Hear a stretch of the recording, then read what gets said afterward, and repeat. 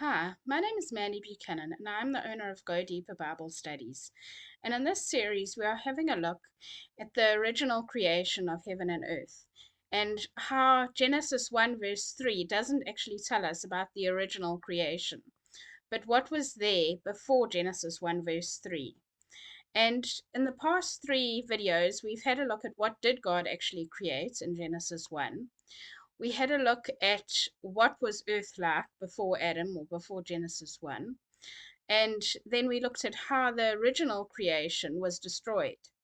And I said that in this video, we are going to be having a look at what other people have said about this theory and this understanding of the Bible.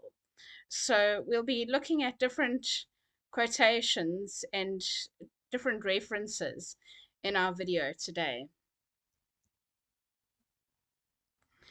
The first book that I want to have a look at that refers to this is God's Plan for Man, which was written by Reverend Finis Jennings Dake and published by the Dake Bible Sales Incorporated.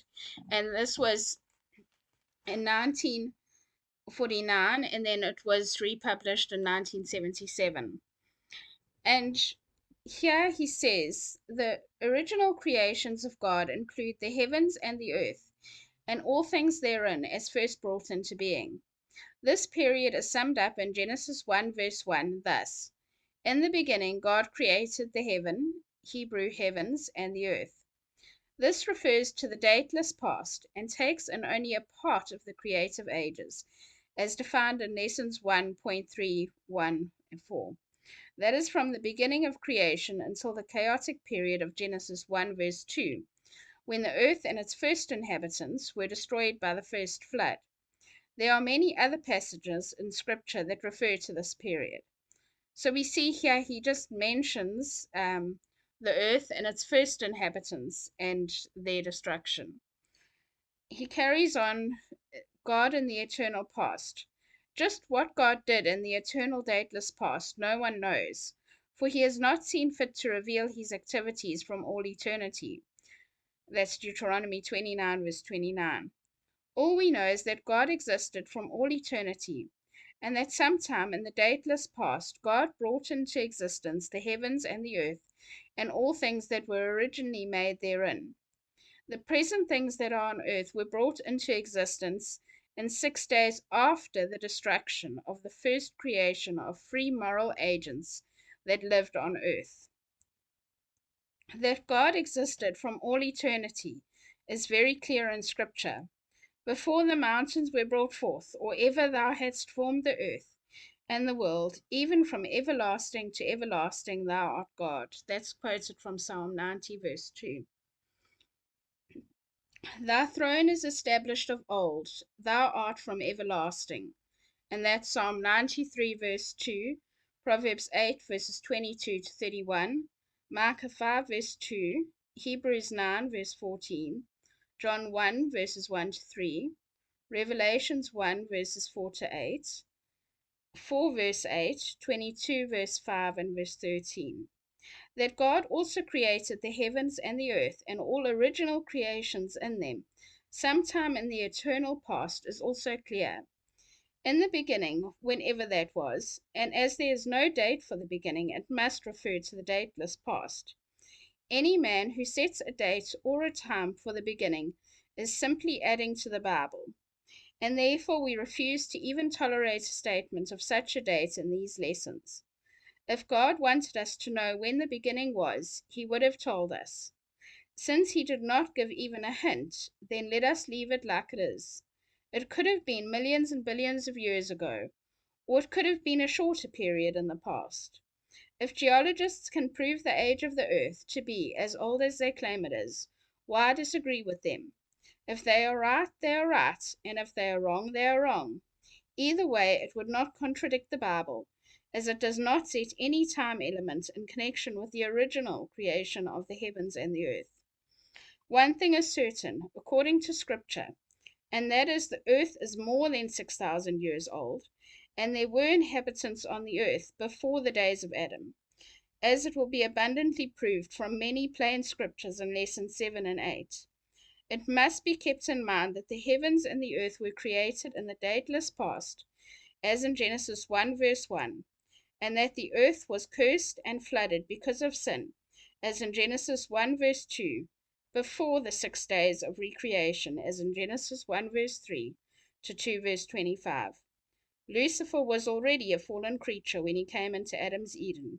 He had already ruled the earth, and had rebelled and caused the first flood on the earth, before Adam was created. So that is from God's plan for man. Now I'm going to read a couple of other quotations as well from different authors and different sources. Another author who looks at the gap theory and looks and is actually going to be the source for the other quotations that I'm going to give today is Jack W. Langford, who wrote The Gap is Not a Theory. And I just want to quote from him in his book here. Of course, I've just listed what some of the human writers of the scriptures actually said. In addition, I've just listed the testimony of at least 10 different witnesses who confidently explained their belief that the earth was much older than the period from Adam to the present. These witnesses lived from the 1st century of the present era right up to a few years before James Hutton wrote his conclusion about the age of the earth. Therefore, the actual fact is there was an abundance of evidence published about the great age of the earth long before James Hutton published his work.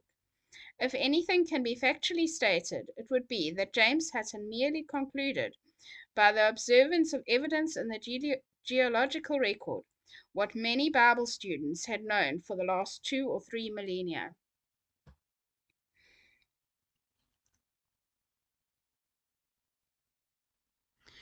One quotation that Jack Langford gives in his book, The Gap is Not a Theory, is actually from Louis Ginsburg's The Legends of the Jews, published by the Jewish Publication Society of America in Philadelphia in 1954. Volume 1, page 4, and Volume 5. And in that book it says, "Nor is this world inhabited by man the first of things earthly created by God. He made several other worlds before ours, but he destroyed them all, because he was pleased with none until he created ours." Another quotation is from the Zohar, or Book of Light, which is traditionally attributed to Simeon ben Yochai, although it may have also been a medieval forgery. We're not quite sure, but it does date back quite a bit. It says, "These are the generations, i.e., this is the history of heaven and earth. Now, whenever there is written the words these, the previous words are put aside. And these are the generations of the destruction, which is signified in verse 2 of chapter 1. The earth was tohu and bohu. These indeed are the worlds of which it is said that the blessed God created them and destroyed them. And on that account the earth was desolate and empty." Origen, one of the early church fathers between 185 to 254 in the current era, also believed that this was not the first earth, and that there had been prior creations prior to Genesis. And his reasoning was because of Ecclesiastes 1 verses 9 and 10. "That which has been is what will be. That which is done is what will be done. And there is nothing new under the sun. Is there anything of which it may be said, see, this is new? It has already been in ancient times before us." And so Origen said that this was not the first earth, but that there had been other creations before ours because of this quote from Ecclesiastes.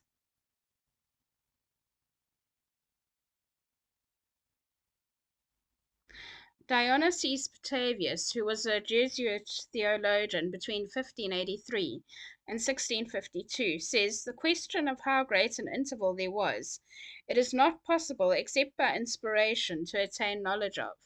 Nor indeed do I judge those basic components of earth and water which I have taught originated first of all to have been fabricated the same day on which had occurred the appearance of daylight, as it pleases certain persons to believe, but by no means with sound enough reason. So here he's saying the idea that Earth was created at the same time as Genesis 1, verse 3, there's not enough good reason and logic to believe that that is the case. Dr. Thomas Chalmers, in 1804, says there is a prejudice against the speculations of the geologist, which I am anxious to remove. It has been alleged that geology, by referring the origin of the globe to a higher antiquity than is assigned to it by the writings of Moses, undermines our faith in the inspiration of the Bible, and in all the animating prospects of the immortality which it unfolds. This is a false alarm. The writings of Moses do not fix the antiquity of the globe. Now, this brings us to an interesting point, because what young earth creationists have said, and the young earth creationists are those who believe that the earth just started in the 6 days of Genesis, and that that was creation, and the earth is only about 4,000 to 6,000 years old. They have alleged that Thomas Chalmers was the first person to state that there was a gap in Genesis, and that Genesis 1, verse 3 was not the original creation. And what we've seen here through the different quotes that I've given is that this actually isn't the case. There has been evidence around for many more years that there was actually a gap in Genesis. In fact, if you read the Bible correctly, that gap is there, and it is explained more fully in many other verses in the Bible. But because they were trying to, the young earth creationists were trying to fight against evolution, they would deny it, and they would say that, this person's who Thomas Chalmers was saying that the earth was older, that he was just trying to accommodate evolution. And that is not the case. Because we believe in the antiquity of the earth, we believe that the earth is a lot older than the creation in Genesis 1, verse 3, does not mean that we believe in evolution, or that we believe God didn't create it, or anything like that. We're just saying that God created the earth sometime in the dateless past, and that he actually had created other creatures before Adam, which the Bible proves. It doesn't deny, it proves that there were creatures before Adam, and that Satan fell before Adam. So I trust that you've enjoyed this series, and that you found it interesting and learned a lot through it. And yeah, I trust that you'll join us next week as we start our new series. Thank you and goodbye.